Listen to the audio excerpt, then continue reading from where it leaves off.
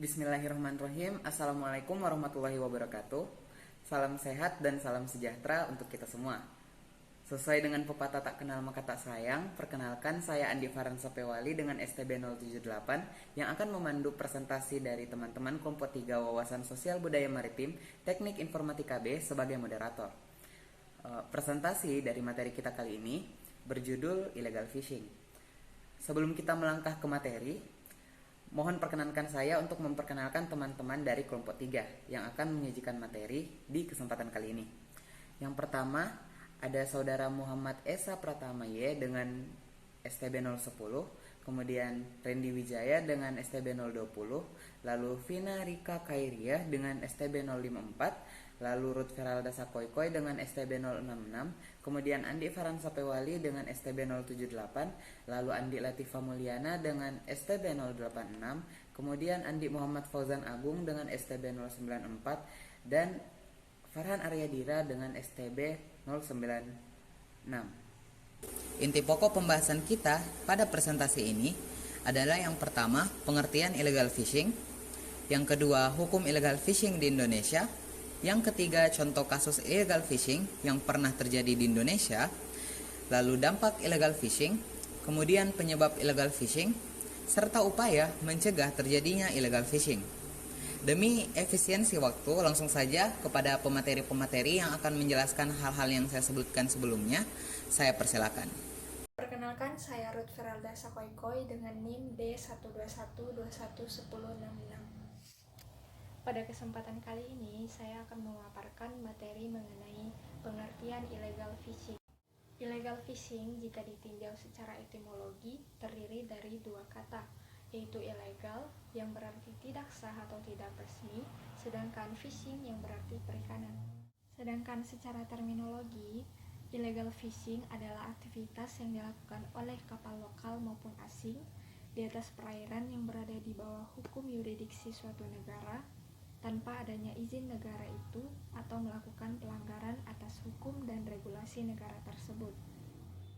Baiklah, sekian pemaparan materi dari saya. Materi selanjutnya akan dibawakan teman saya, Vina.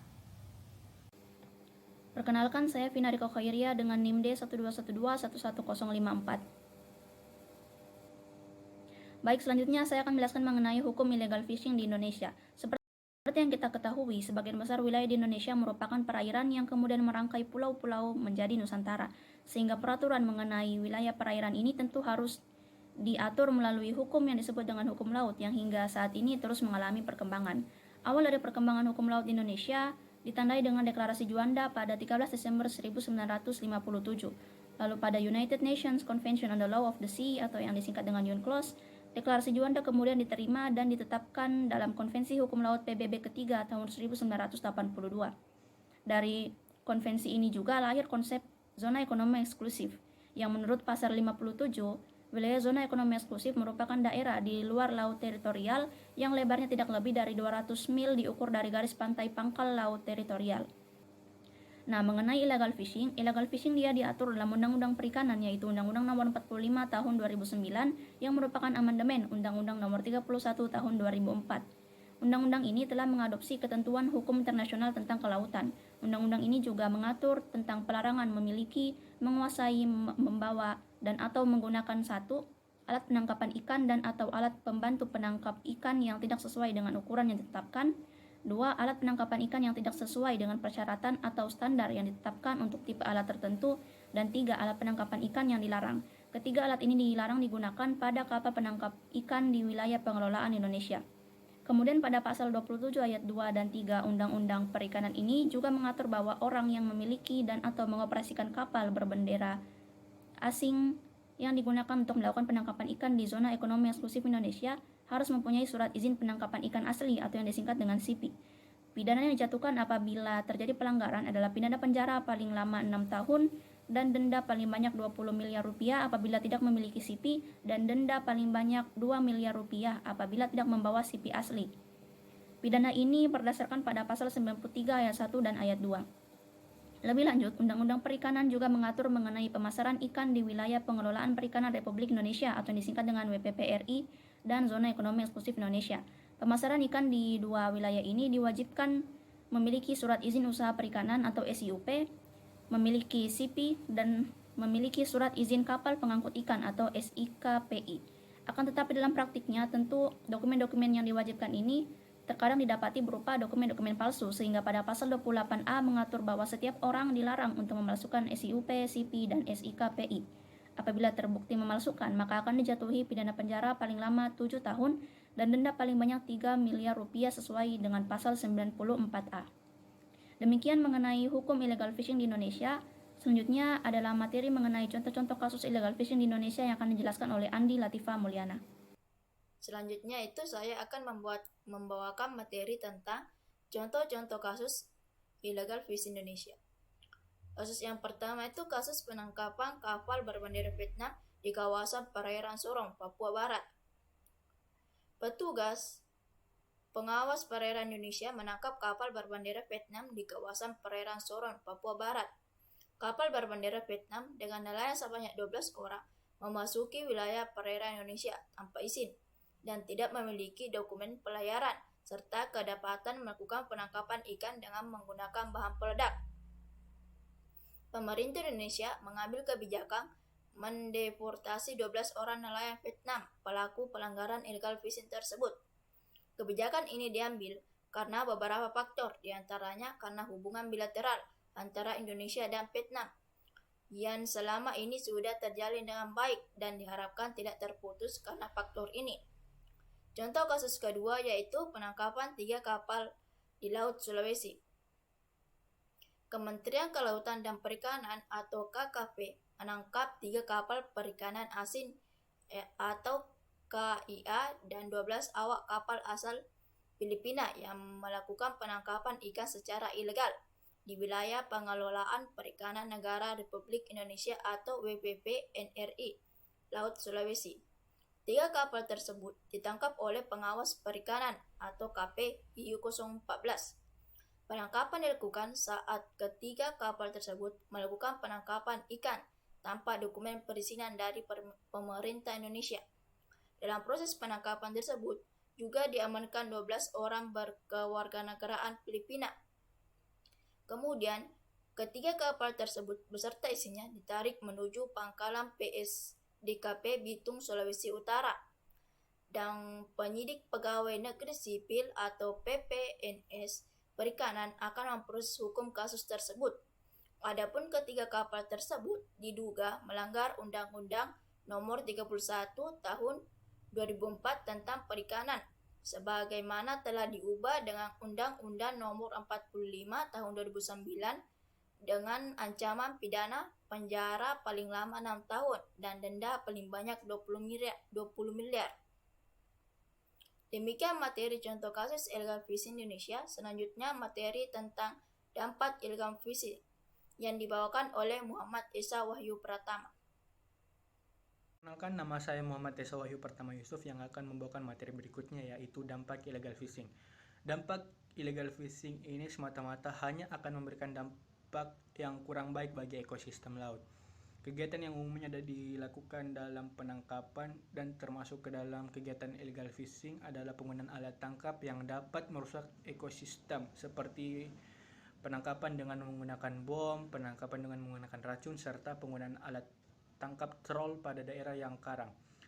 Selain memberikan dampak yang buruk untuk karang, kegiatan penangkapan dengan menggunakan bahan peledak juga akan berakibat buruk untuk ikan-ikan yang ada. Contoh dampak illegal fishing. Yang pertama, pencemaran mengancam keberadaan jenis sumber daya alam seperti berbagai jenis ikan, kerang, udang, rumput laut, bakau, terumbu karang, dan mamalia laut. Yang kedua, membunuh ekosistem laut yang membahayakan perikanan berkelanjutan. Yang ketiga, banyak nelayan yang akan kehilangan sumber penghidupannya. Yang keempat, mengancam kedaulatan negara. Yang kelima, berdampak pada kerugian ekonomi negara. Baiklah, perkenalkan, nama saya Andi Muhammad Fauzan Agung yang akan membawakan materi selanjutnya, yaitu faktor-faktor penyebab terjadinya illegal fishing. Jadi yang pertama itu ialah kebutuhan ikan di pasar dunia itu terus meningkat, sedangkan pemasok ikan menurun. Sehingga hal ini mendorong armada perikanan perikanan dunia untuk berburu ikan dengan cara legal maupun ilegal. Yang kedua, adanya disparitas atau perbedaan harga ikan secara utuh atau whole fish. Di negara lain, dibandingkan dengan di negara Indonesia cukup tinggi, sehingga masih adanya surplus pendapatan. Yang ketiga itu adanya fishing ground di negara-negara lain yang sudah overfishing. Sementara di Indonesia itu sendiri masih cukup melimpah, di mana mereka harus tetap mempertahankan pengolahan perikanan di negara tersebut. Yang keempat, yaitu dikarenakan perairan Indonesia yang sangat luas, di mana pengawasnya masih relatif sangat lemah, luas wilayah laut yang menjadi yurisdiksi Indonesia, dan masih terbukanya ZEEI atau ZEI yang berbatasan dengan laut lepas seringkali menjadi momok yang menggiurkan bagi kapal perikanan asing untuk melakukan illegal fishing. Yang kelima, yaitu pengolahan perikanan dalam bentuk sistem perizinan saat ini masih relatif open access atau terbuka. Pembatasannya hanya pada penggunaan alat penangkapan ikan, sehingga tidak cocok dengan kondisi geografis Indonesia yang berbatasan langsung dengan laut lepas. Yang keenam, yaitu masih terbatasnya sarana dan prasarana pengawasan di bidang perikanan serta sumber daya manusia.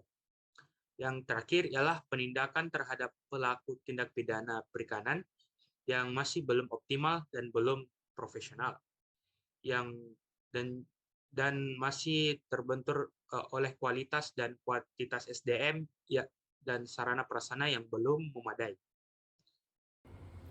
Assalamualaikum warahmatullahi wabarakatuh. Saya akan meneruskan materi selanjutnya, yaitu upaya pencegahan illegal fishing. Namun sebelum itu, saya akan memperkenalkan diri. Nama saya Farhan Aryadira dengan NIM D121211096. Upaya pencegahan illegal fishing. Kebijakan pencegahan dan pemberantasan illegal fishing yang berpusat pada penegakan hukum dengan pendekatan tindak pidana perikanan belum bisa menyelesaikan masalah kompleks pada legal fishing. Hal ini dikarenakan illegal fishing bukan hanya kejahatan tunggal, tetapi memiliki kaitan dengan tindak pidana lain, seperti perdagangan manusia, pencucian uang, kerja paksa, dan lain-lain. Unsur-unsur kejahatan transnasional atau lintas batas negara, illegal fishing menjadikan solusi persoalannya perlu dijawab secara hubungan antar negara-negara pula. Sehingga selain koordinasi dalam pemerintahan negara, dibutuhkan pula kerjasama internasional. Berikut beberapa upaya penanggulangan IUU fishing yang dapat dilakukan di Indonesia, antara lain. 1. Mengadopsi dan meratifikasi peraturan internasional. 2. Review dan penyesuaian legislatif nasional jika diperlukan. 3. Merekrut pengawas perikanan dan PPNS serta melakukan pengembangan kapasitas. 4.